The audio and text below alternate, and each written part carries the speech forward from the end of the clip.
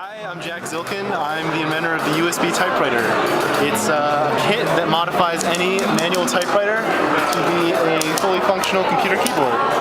And the kit is very easy to install, even if you're not that good at soldering. It basically takes advantage of the keyboard's own key sensor that's inside every typewriter to make it very simple to install.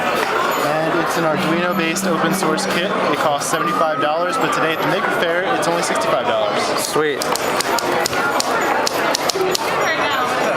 How'd you learn how to make it? Well, I am a member of a hackerspace called Hive 76, and Hive 76 is a great place for inventors to meet up together and discuss ideas and learn how to do cool electronics. Awesome.